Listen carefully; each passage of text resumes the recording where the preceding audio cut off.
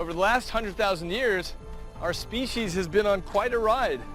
We've gone from primitive hunter-gatherers poking around for scraps to a world-conquering, city-dwelling, hyper-connected superspecies. And it's all thanks to the 3 pounds of wet biological material stored up here. We live surrounded by our inventions. We have the means to travel, to make, to communicate, to build. What I find incredible is that all of this was built with the same neural material that our ancestors used to hunt and to build primitive tools. The genius of Mother Nature and the secret to her success was to build a brain that could innovate, to make the journey from primitive man to this in a very short amount of time. I want to explore what it is about the brain that's made this journey possible. If we can understand how it works, then maybe we can direct its power in new ways and open a new chapter in the human story. So what's next for our brains? What do the next 1,000 years have in store for us? And in the far future, what is the human race going to look like? What will we be capable of?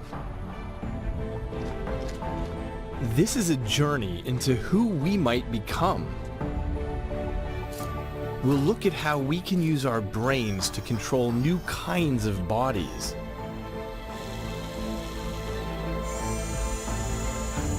How our sensory experience can be expanded to new horizons. We'll look at how we might one day separate our minds from our physical selves, even possibly overcome death.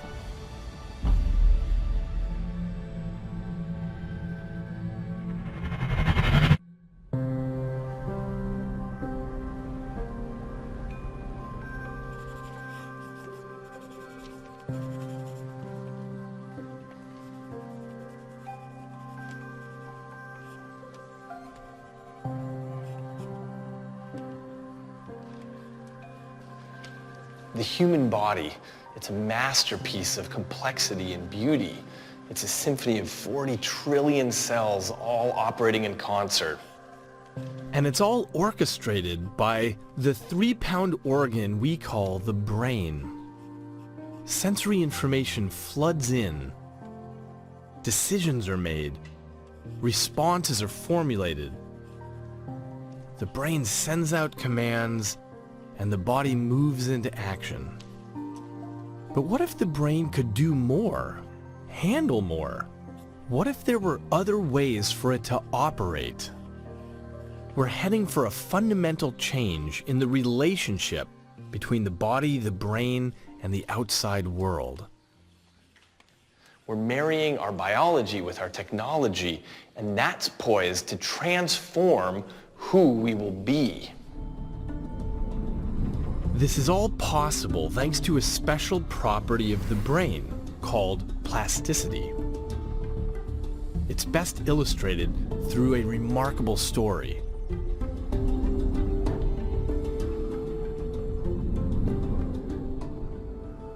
Meet Cameron Mott.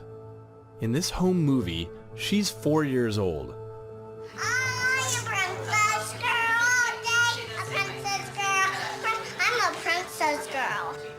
One day, Cameron suddenly started having seizures. The really big issue was that Cameron's seizures were drop seizures where she would fall down to the floor very quickly, and they were very aggressive. Cameron. Whoopsie. She was diagnosed with Rasmussen syndrome, an inflammatory disease that attacks the brain. It causes paralysis and ultimately death. To save Cameron's life, her physicians proposed a radical solution. They would remove the diseased part of her brain. The procedure itself is probably the most drastic surgical procedure that can be done in neurosurgery.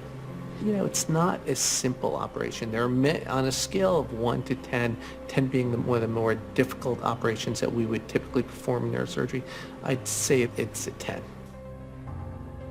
Seeing no other option, Cameron's parents consented. The real risk in the surgery is not what happens if we do the surgery. The question is what happens to this person if we don't do the surgery.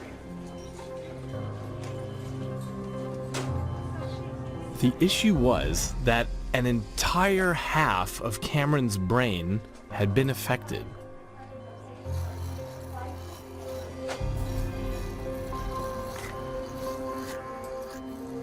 Our biggest concern was, would she survive? Would there be some complication?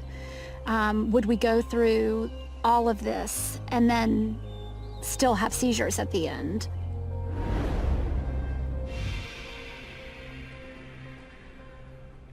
This is Cameron's preoperative scan. This is the material that underpins her intellect and her emotion and her sense of humor, who she is. In this scan, the empty space is where half of her brain has been removed. No one could be sure how the loss of that much brain tissue would affect Cameron. What would she lose? Could she be like other children? This is Cameron, 7 years on. She's seizure-free. And more importantly, beyond a slight weakness on one side, she betrays no sign of the ordeal that she went through. I like to run a lot and do different types of stuff outside. I love math. Give me 3 quizzes to do and I'll do it. Okay, let it go. Just imagine taking your laptop and tearing out half the motherboard and expecting it to still function. It would never work with the computer, but it can work with a young brain.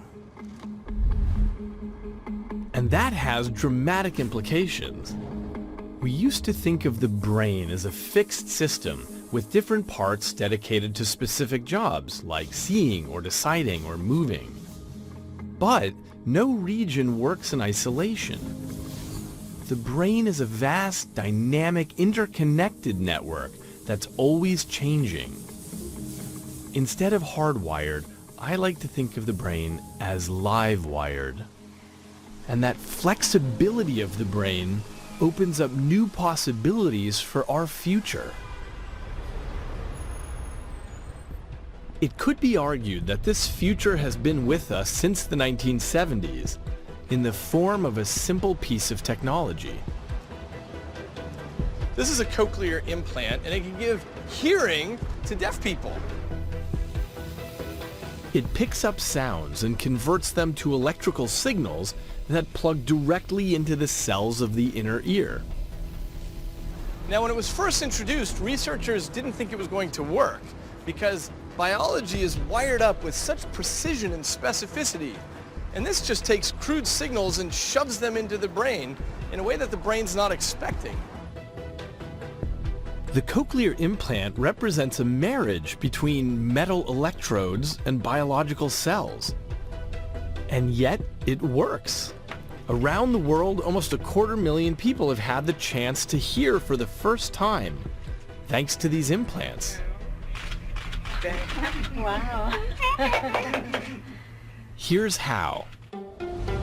Whether it comes from your ears, or your eyes, or a touch on your skin, all the information that enters your brain is converted into the same stuff, electrochemical signals.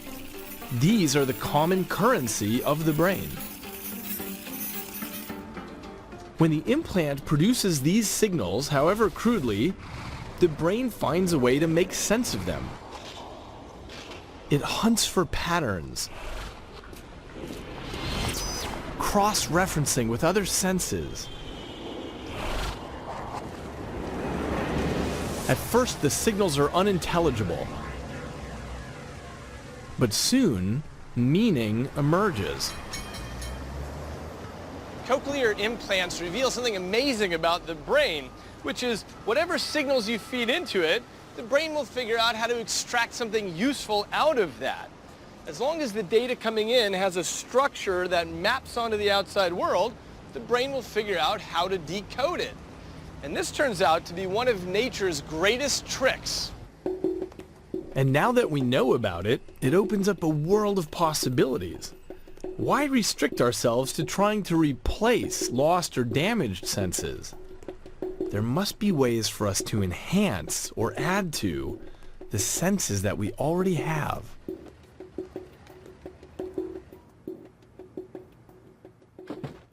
In my laboratory, we've created this vest. It turns sound into patterns of vibration that are felt on the skin of the torso. The idea is that given enough time, the wearer's brain will learn to automatically decode these vibrations.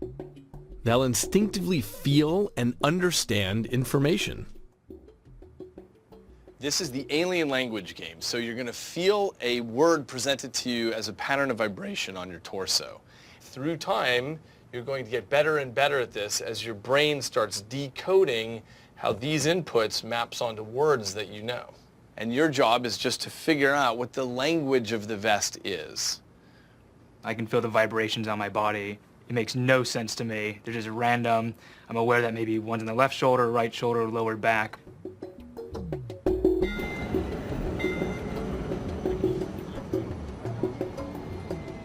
One of my lab members, Joshua, wore the vest as he went about his day. An app sends a pattern of vibrations to his torso. He guesses what word that pattern represents, and he's told whether he's right or wrong.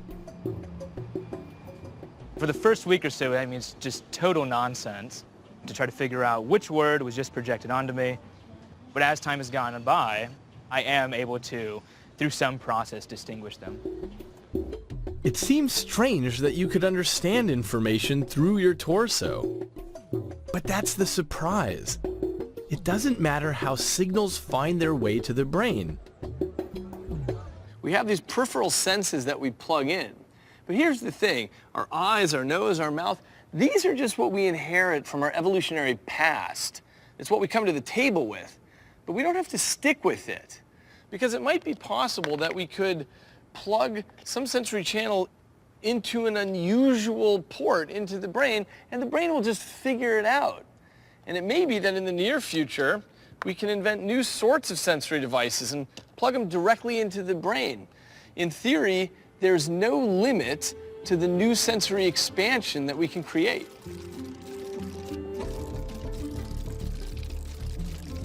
So just imagine if we could feed in an input of real-time weather data so you could feel if it's raining 100 miles away or if it's going to snow tomorrow.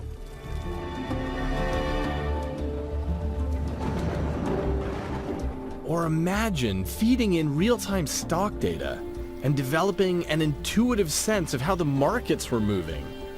You'd be plugged in to the global economy. Because of the brain's capacity to take on new inputs, we should be able to expand the experience of being human. We could enjoy things that wouldn't be possible with the traditional senses we arrive with. It may be that the evolution of our technology, rather than our biology, is what guides the journey of our species from here on out. As we move into the future, we'll increasingly design our own portals on the world. As far as we can tell, there's no limit in what the brain can incorporate. Instead, we now have the tools to shape our own sensory experiences, to widen our small windows on reality. Now, how we sense the world, that's only half the story. The other half is how we interact with it. What if we could use the brain's flexibility to change our physical bodies? This is Jan Sherman. Because of a rare genetic disease, The spinal cord nerves that connect her brain to her muscles have deteriorated. I can't move anything below my neck. The stem of my brain meets my spinal cord. There's some deterioration there. And the signals aren't getting through. So my brain is saying, lift up to my arm, and my arm's saying, I can't hear you. Now, Jan's participating in a trailblazing experiment, part neurosurgery, part robotics. 2 electrode arrays implanted into her brain provide a link from her motor cortex to this, the world's most advanced robotic arm. Okay, up, down. Its fingers can curl and uncurl. It can roll. The wrist can flex. Jan can control it just by thinking about it. Right. And grasp. Though she speaks the commands out loud, she has no need to. Back to There's a me. direct physical link between the arm and her brain. Down. An arm normally moves because of a storm of activity in the motor cortex. From there, the signals travel down the spinal cord to the muscles of the arm.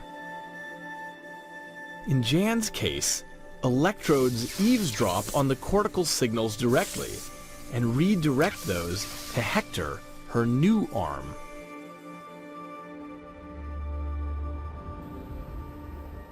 Like riding a bicycle, the brain doesn't forget how to move the arm, even though it hasn't moved in 10 years.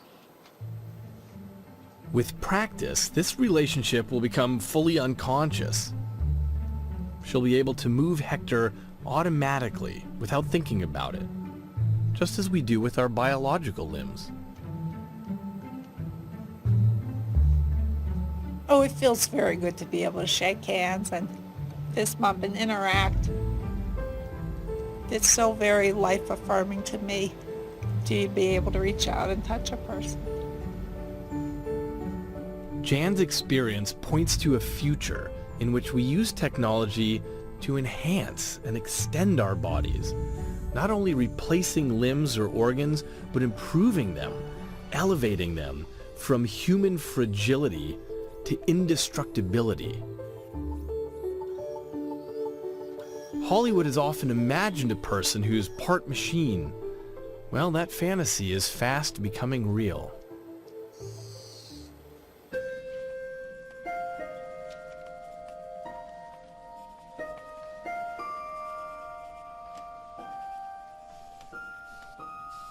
As we learn how to take on new sensory experiences and control new kinds of bodies, that's going to profoundly change who we are as individuals. And that's because our physicality sets the tone for how we feel and how we think and who we are. At this moment in history, it may be that we have more in common with our Stone Age ancestors than we do with our descendants in the near future.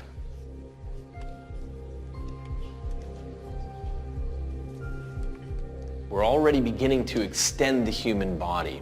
But no matter how much we enhance ourselves, there's something we need to keep in mind. Our body is made of flesh and bones. It's going to deteriorate and die. But what if the study of the brain could address our mortality? What if in the future we didn't have to die?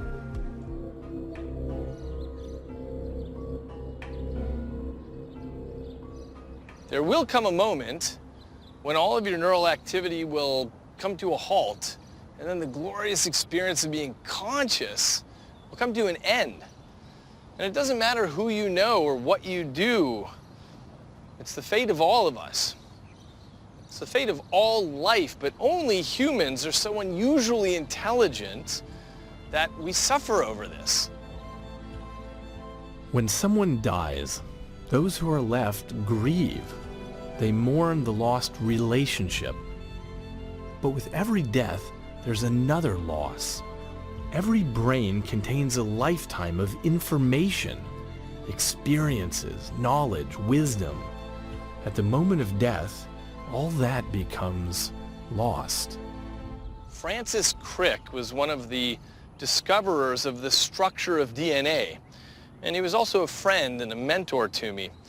And when he died, I remembered thinking about what a waste it was that he was cremated and this brain of one of the greats of 20th century biology was going up in flames. Because even after a person dies, there's a lot of information about them stored in the physical structure of their brain. And we're reaching a point in neuroscience where it becomes a possibility that we could preserve a brain and read out the information and live with that person again. Brain preservation is a new field. It's controversial and its promise is still unproven. Nonetheless, some people are actively exploring the possibility. Here in the Arizona desert, the researchers at the Alcor Life Extension Foundation believe they can give the dead a chance to live again. This facility holds the remains of over 100 people, preserved at ultra-low temperature. It's run by Max Moore, who describes himself as a futurologist. As soon as legal death has been declared, which is really not biological death, but we have to wait for that point legally, we can then move the patient from the bed into the ice bath. We can add external ice on top. We restart respiration. We restart circulation by doing essentially mechanical CPR. And then we also administer 16 different medications to try and protect the cells as we cool down. Each body is submerged in liquid nitrogen, bringing its temperature below -300 degrees. This process is known as cryonic suspension, and it doesn't require a whole body. Sometimes a client chooses to preserve only their head and brain. So what we'll do is we'll do the neuroseparation somewhere down here, a few vertebrae down. We'll move the patient's cephalon into the cephalon ring, where the head is essentially upside down, so we can access the carotids. And just like with the whole body procedure, except there we go through the chest, here we're washing out the blood and body fluids from the brain. The idea is to perfectly preserve a body into the distant future, with the hope that an advanced technology not yet invented will allow for thawing and reanimation. So Max, tell me about these dewars. All our patients are stored in these. We call this a Bigfoot dewar. It contains 4 whole body patients, so you can see from this 3D printed model. Each of those goes in an aluminum pod that gives extra protection. And we can also get 5 neuropatients in the center column. So these fill up with about 450 gallons of liquid nitrogen. They're not sealed. We just have a polystyrene cap floating on the top. And we top these up once a week with liquid nitrogen to keep them full. So there are 9 people in here? Not in every one. Depends on how many neuropatients we have. There's actually room for more neuropatients. So some of them have neuropatients, others don't. So between 4 and 9. Alcor began 50 years ago. Currently, it houses 129 frozen residents, and that number continues to grow. Some of the pictures say first life cycle, 1927 to 1996. Do you see it as being a second life cycle? What we're doing is we're really just giving people another chance at life. Just as if today you were in your 30s or 40s, had a heart attack, and we did some experimental surgery and brought you back, you might have several decades more. But we're talking something a little bit more radical. We're talking about not just for another 80 years, but potentially thousands of years, maybe longer. The people in these dewars have taken a leap of faith into an unknown future. There's no guarantee that the technology will ever come along that allows them to wake up again. So perhaps there are other ways to access the information stored in a brain. Not by bringing a deceased person back to life, but by finding a way to read out the data directly. This is both a promising idea and a monumental challenge.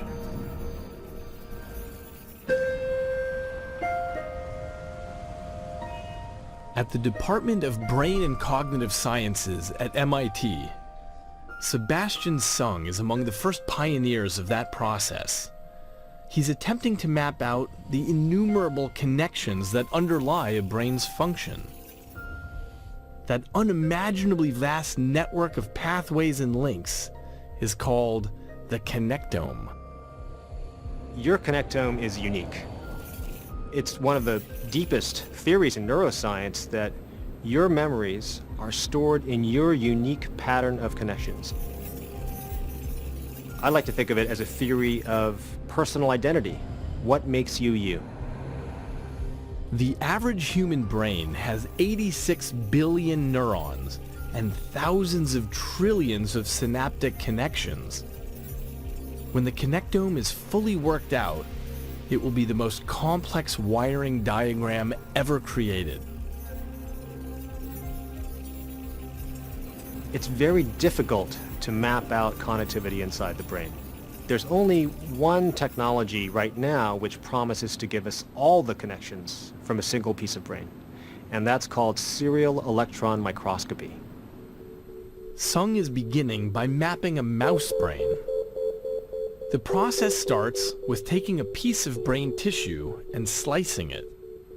It's a high-tech deli slicer for cutting very thin slices of brain. To cut really thin, you have to have a very sharp knife. This is the world's sharpest knife, a diamond knife, whose blade is honed to atomic sharpness. You can see a metal part which is moving up and down. A piece of brain is mounted on it, and the brain is being moved back and forth against a blade. So slice after slice of brain are floating onto the surface of the water. Each slice pushes the previous slice forward. In order to see this cutting process, a microscope is mounted on top of the ultramicrotome, and it projects an image onto this computer screen where we see the cutting happening.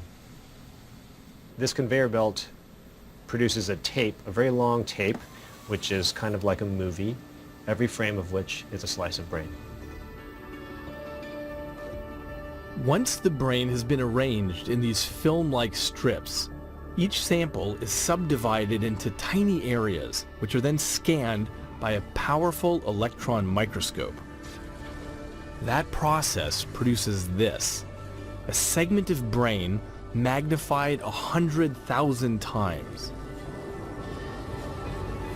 At this resolution, it's possible to see almost every feature. These small black dots are DNA inside an individual cell. The next step is to compile these images. By stacking them in the thousands, one on top of each other, and then tracking the neurons through each image, it's possible to reconstruct the exact way that the neurons are connected, a three-dimensional model of the connectivity. It should be possible to do this with a whole human brain someday. The result would be a map of all the wiring that underpins a person's thoughts, experiences, and beliefs. There's just one issue. If you image an entire human brain with this resolution, it would be a zettabyte of information. Sounds like a dirty word, zettabyte. You've never heard it before. It's never spoken in polite company. Well, it's the total digital content of the world right now. That's how much information it would be. It's a daunting figure. Does it mean that the idea of reading out a human brain will always remain beyond our reach? Well, experience says that computing power alone shouldn't be a barrier for too much longer.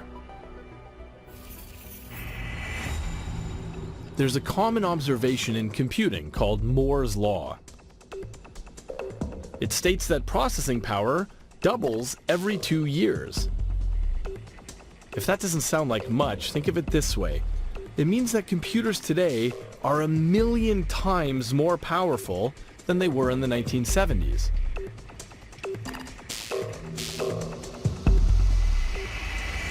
Just 20 years ago, this supercomputer behind me was equivalent to all the computing power on the planet. 20 years from now, it'll probably be considered a modest force of the type you might shrink down and wear on your body.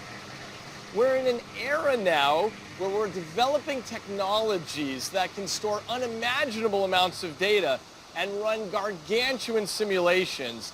And this is where our biology is on a crash course with our technology.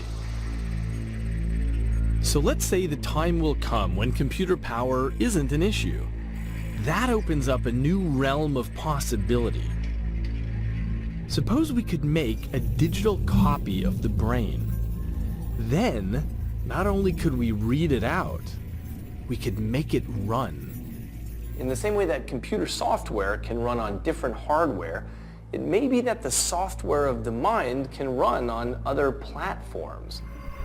In other words, what if there's nothing special about the biological neurons themselves, and instead it's only how they connect and interact that makes a person who they are? If that proved to be correct, it would follow that we can exist digitally by running ourselves as a simulation. And this is what's known as the computational hypothesis of the brain. The idea is that the wet biological gushy stuff isn't the important part. What matters are the computations that are running on top. The idea is that the mind is not what the brain is, it's what the brain does. In theory, you might swap cells for circuits, oxygen for electricity. The medium doesn't matter, provided all the pieces and parts are connecting and interacting in the same way. All your thoughts, emotions, memories, your whole personality would still emerge. There'd be no biological brain, but there'd still be a fully functioning version of you. This sounds like science fiction, but a team in Switzerland has begun an exceptionally ambitious project that takes the first steps down this path. They're attempting to build a full working simulation of a brain. It's called the Blue Brain Project. Sean Hill is one of the members of the team. What is the long-term goal here? To deliver by 2023 a software and hardware infrastructure capable of running a whole human brain simulation. If we want to move towards being able to simulate an entire human brain, how do we know what are the important things to capture? The structure of the cells, all the way down to the proteins, the molecules, how do we know? We're working at subcellular, we're working at cellular, we're working at microcircuit, we're working at brain regions, so the mesocircuits, and then we have whole brain, but for very simplified neurons. So our goal is to get to whole brain, but with the very detailed neurons. As a starting point, they're looking at rat brains. They take tiny slices of brain and subject them to minute jolts of electrical current. That mimics the activity of the living brain and prompts the cells to interact. Each interaction is recreated on the project's supercomputer and then integrated into a larger model with data from hundreds of other labs around the world. The result is this electrical storm. This is the best approximation of what a very tiny fraction of your brain is doing when you're, say, just staring into space. The total activity in your brain is hundreds of millions of times more than what you're seeing here. And this typhoon of activity is roaring along every second of your life. We're not building abstract models. We're actually taking data from laboratories. We're extracting probabilities. We're extracting distributions from that to build a much larger model that is based on biological data, not based on the assumption of how biology works, but actually on data that comes out of a biolaboratory. The Blue Brain team hopes to achieve their goal by 2023, a full working simulation of a human brain. And that raises a question. What will the finished product be? Will it be a mind? Will it think? Will it be self-aware? If the answer is yes, and a mind can live in a computer, then do we have to copy nature's biological blueprints? Or might it be possible to program a different kind of intelligence, one of our own invention?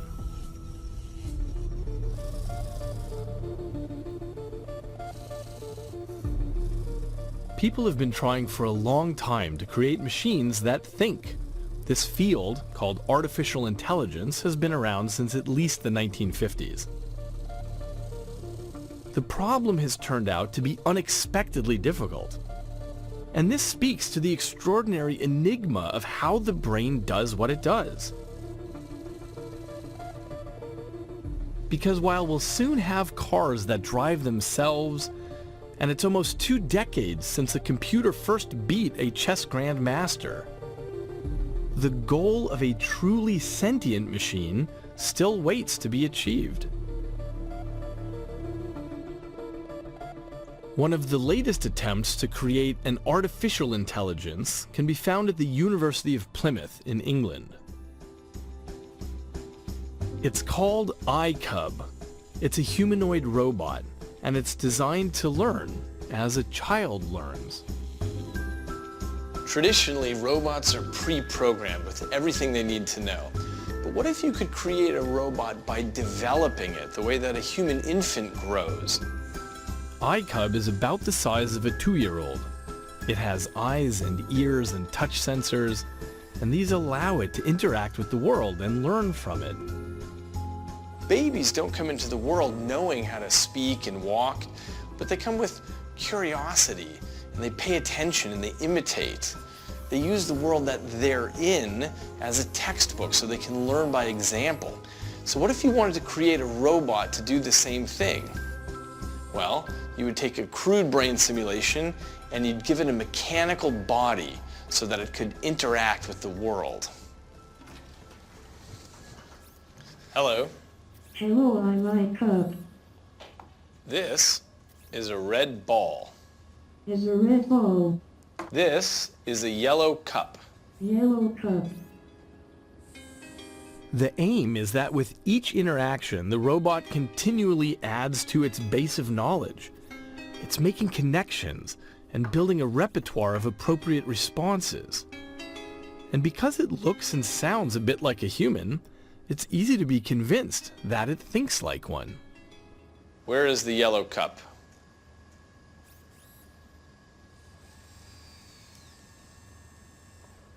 Where is the red ball? Often, iCub gets it wrong. That's part of the process. What is this? I'm sorry, I don't know what this is. But the more it gets it wrong, the more you get the sense there's no real mind behind the program. What is this? I'm sorry, I don't know what this is. What becomes clear is that iCub is purely mechanical. You can feel that it's run by lines of code instead of trains of thought. So it can say red ball, but does it really experience redness or the concept of roundness?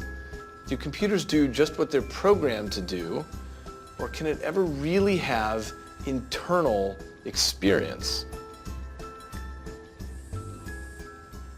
In the 1980s, the philosopher John Searle was chewing on this problem, and he came up with a thought experiment that gets right at the heart of it. And he called this the Chinese room. The experiment goes like this. I'm locked in a room. Outside, there's someone who only communicates in Chinese. She writes out some questions and then posts those to me in the room.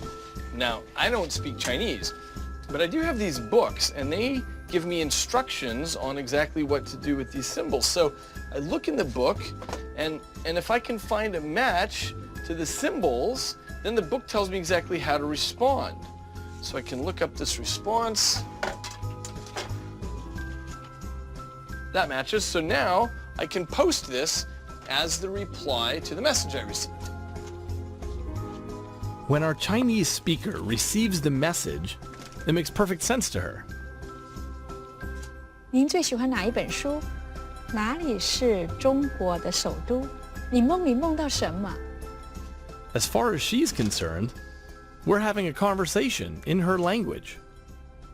Just by following a set of instructions, I can convince somebody on the outside that I speak Chinese.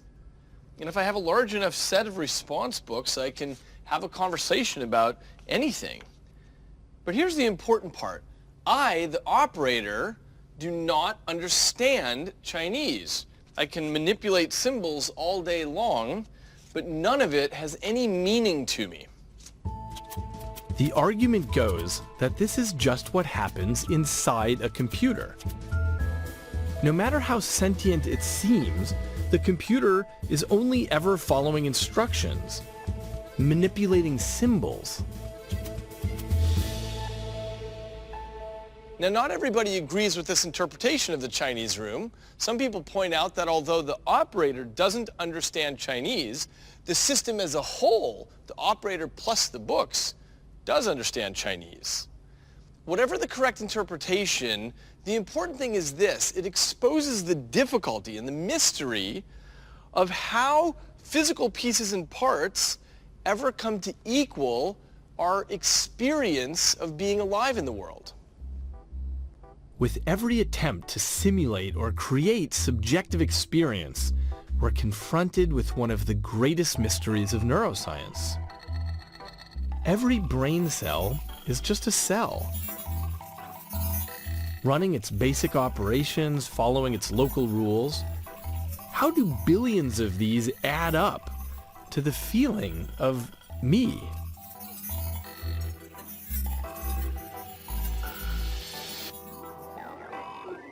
If we want to see how simple parts can give rise to something bigger, one can look to the natural world.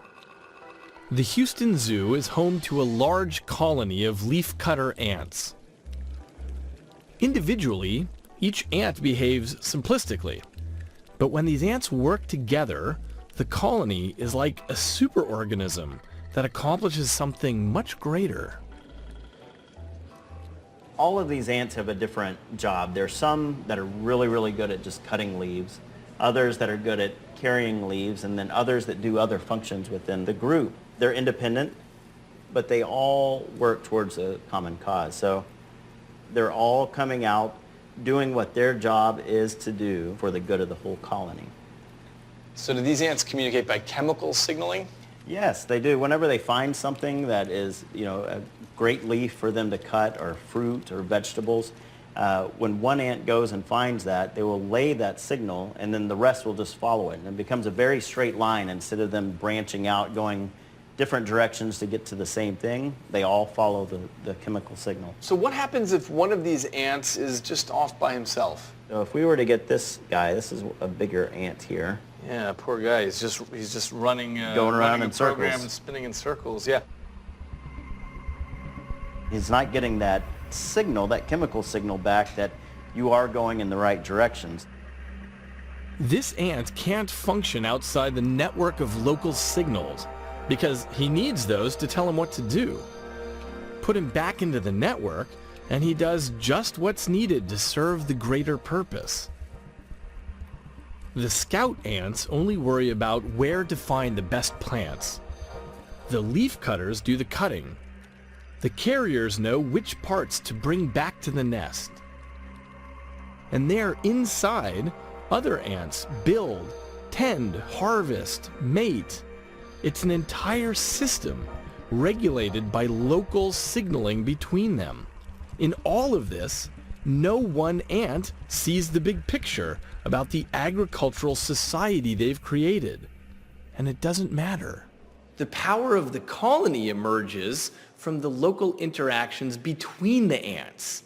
Put enough ants together and bang, you get a superorganism with sophisticated properties that don't belong to any of the parts.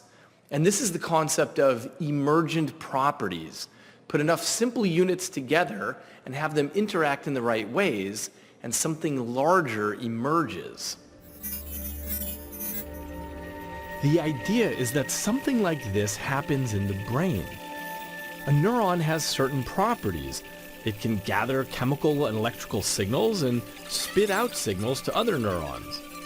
But fundamentally, it's a cell, like trillions of others in the human body. It spends its life embedded in a network of other cells, and whatever its function, all it does is react to local signals. Just like the ant, a brain cell spends its life running its local programs. But get enough brain cells together, interacting in the right ways, and the mind emerges. The concept of emergent properties offers a possible way to understand how the vast neural populations of the brain might produce consciousness. And it gives rise to a question. Could consciousness emerge from anything that has lots of interacting parts? Could a city be conscious? Or maybe it's not enough to have lots of simple pieces interacting. Maybe the parts need to interact in very specific ways. If that's true, then we might expect to find particular signatures of activity in networks that are conscious. At the University of Wisconsin, Giulio Tononi and his team are hunting for those signatures. They're focusing on the transition to consciousness that happens in the brain every single day when we wake up.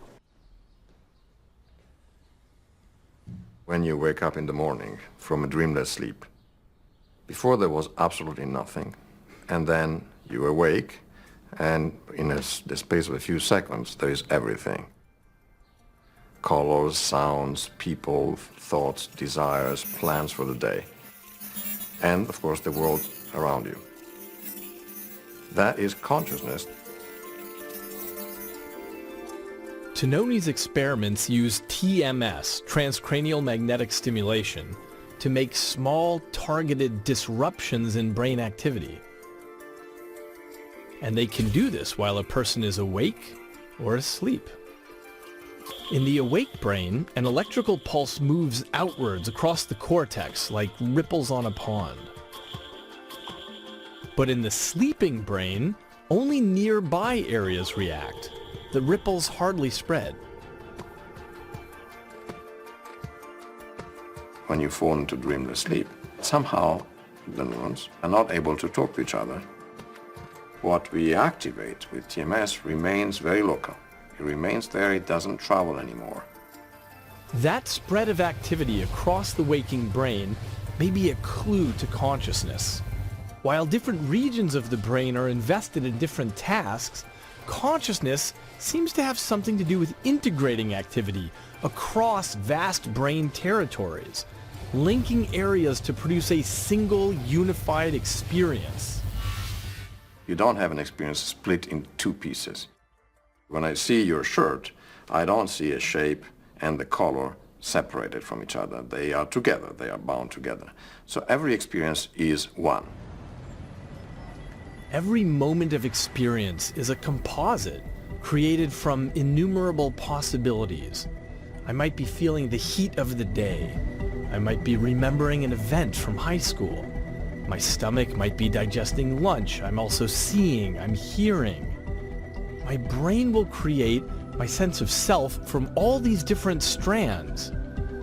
How the strands are woven together is still a mystery, but Tononi believes that the key to consciousness is contained in these patterns of interaction. He also believes that this key doesn't have to belong only to biological creatures. That definitely is how it evolved, and it takes an organization of that kind to do it. It just needs to be made the right way.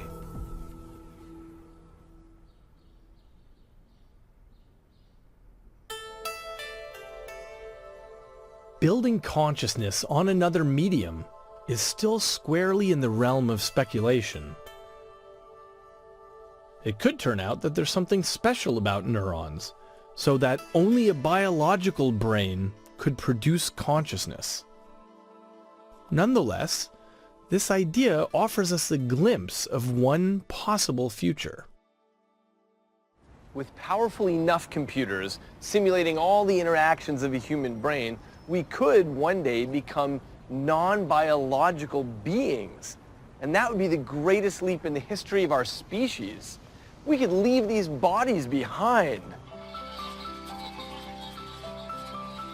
Digitally, you could live whatever life you wanted, wherever you wanted, with a kind of immortality on offer. While the stars are far beyond the reach of any flesh and blood human lifespan, you could be uploaded and sent off to experience other solar systems. Or you could enter an existence in a simulated world, one in which you flew or lived underwater, or lived a life of luxury. Maybe you could journey into a reconstructed version of the past. When we imagine simulated life, the choices are endless. And they include a strange possibility that what we're talking about is something that's happening already, right now. The simulation could look something like this, and it could be that we're already in it. Now, that idea might seem preposterous, but it's surprisingly difficult to disprove. It seems hard to imagine that all of this could be a simulation, but we already know how easily we can be fooled. Every night when you go to sleep, you have bizarre dreams, and when you're there, you believe those worlds entirely. The fact that you can be so fooled by your dreams is sufficient reason to question what you're experiencing right now. The philosopher René Descartes wondered, how can we ever know whether what we're experiencing is reality? He said, how do I know I'm not just a brain in a vat that's being stimulated in just the right ways so that I believe that I'm touching the ground and seeing people and hearing their voices? And he realized there's no way to know. But he realized something else, that there's some me at the center of all this trying to figure this out. So even if I am a brain in a simulation, I'm thinking about it, and therefore I am.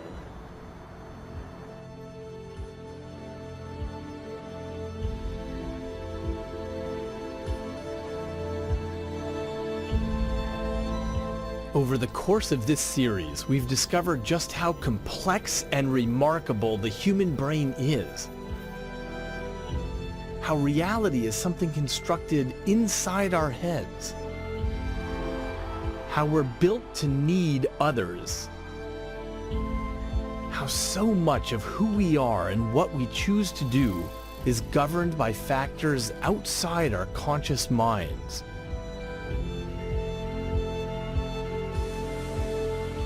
Now, it seems to me that we stand at a major turning point, one where we might take control of our own development.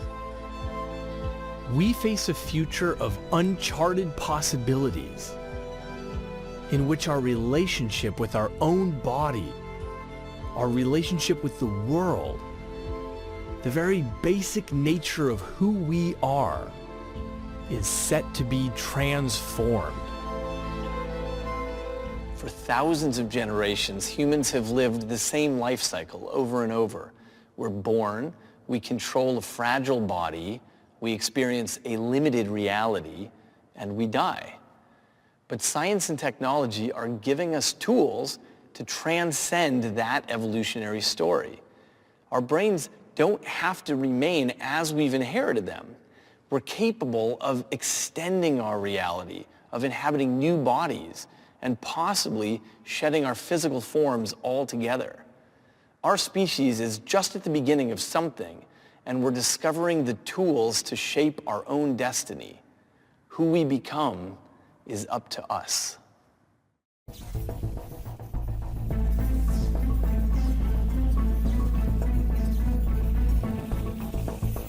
The Brain with David Eagleman is available on DVD. The companion book is also available. To order, visit shoppbs.org or call 1-800-PLAY-PBS.